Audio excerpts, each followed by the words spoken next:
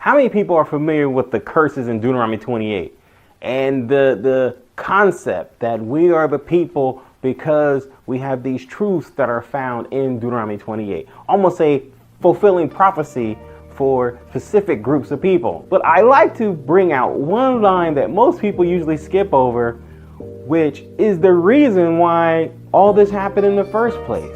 Hi, I'm HOIO, and I want to talk to you today about the spirit of the Torah. Fire! The one thing I really want to focus on today is that you did not serve Yud Hey Vav Hey with joyfulness and with gladness of heart. With joyfulness and gladness of heart. Jeremiah 31:31 talks about how we need to have a transformed heart. Ezekiel 36:26 talks about we need to have a transformed heart, a new heart, a sensitive heart, a heart that's sensitive to His Torah, a heart that is willing to do and serve the good things of the Messiah, to walk in righteousness without a grudge, without bitterness, to remove the heart of stone and have a heart of flesh. Of course, this is a work that the Messiah has to do. This is a work that only the Most High can do. But He expects us to be willing vessels, to be allowed to do this work in us. Now think about this. Deuteronomy 28, He said, because you didn't serve me with joyfulness and gladness. That means if you sit there and say, you know what, I got to keep this Shabbat. Oh man, I got to keep the Shabbat. He said, that's not keeping me with joyfulness. That's not keeping the commands with joyfulness and gladness. You're getting the curse. If you sit there and look at righteousness, you look at these commands and you put a religious spirit, make it really stringent and really hard for people to do, and you make it, you take the fun and the joy and the liberty and the life out of it, and then you're not allowed to smile, and you can't be joyful, can't be jolly, you get the curse. He said joyfulness and gladness of heart. You should celebrate the goodness of the Torah. You should celebrate the Messiah. You should celebrate the Shabbat. You should celebrate the ideal that you get to do these commands. Not that you have to, not that you're being forced to, not like you have this lawgiver, this Lord over you, hovering over you like you gotta do it or else. No, but it's the joyfulness. You get to keep His Shabbat. You get to keep His commands. These are the things that are giving you life. These are the things that are bringing you into liberty. There's no reason why we should not have joyfulness and gladness of heart. Now I get it. I understand there are some commands in there that are kind of burdensome in our 2021, 22 Western civilization. But you know what? That's where we have to pull on our integrity. That's when we have to pull on the spirit of Messiah and say, come on, I need you to empower me. I need you to empower me to keep this command because I'm not feeling it today. But because I love you, I'm going to do it anyways. Because I want to represent you, because I do not want to have a bad witness out there, I'm going to do it anyway. And I think it's interesting how when we go through those dry seasons, some individuals, even though it's a dry season, they are still getting revelation. I'm thinking to myself, there's some people who can't even hear during the rainy season, but yet then you have individuals who are faithful, who are diligent, who have a joyfulness, a gladness of heart, and they are getting revelation even in the dry season. Come on. It reminds me of what it says in Isaiah 58. He said, even when there's a drought, I will be like a spring of water for you, who waters fail not. It's not just about keeping the commands. It's not just about keeping righteousness. It's not about just keeping Torah. It's not about keeping laws.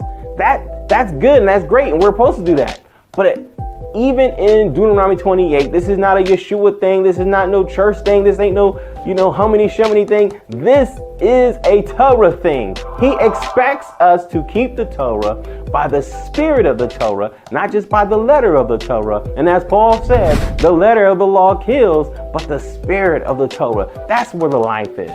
And we're commanded to teach the spirit of the Torah.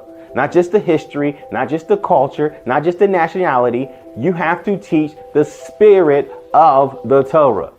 He said, because you did not serve me with joyfulness and gladness of heart, it's evidence that your heart is stony. It's evidence that you still need to have some transformation happening inside you. It's evidence that I need to work on you. It's evidence that my spirit is not flowing.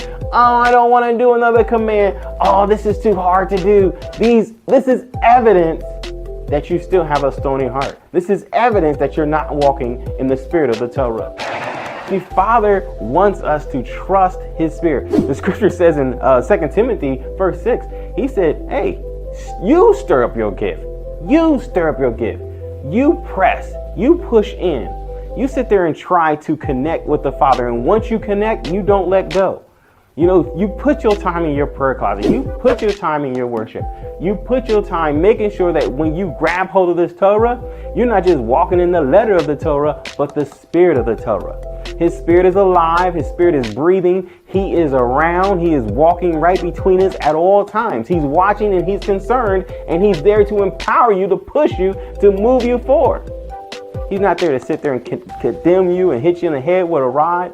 The spirit of the Torah is life and liberty. The spirit of the Torah is flexible without perversion. The spirit of the Torah is the real heart and the motive behind why you do what you do.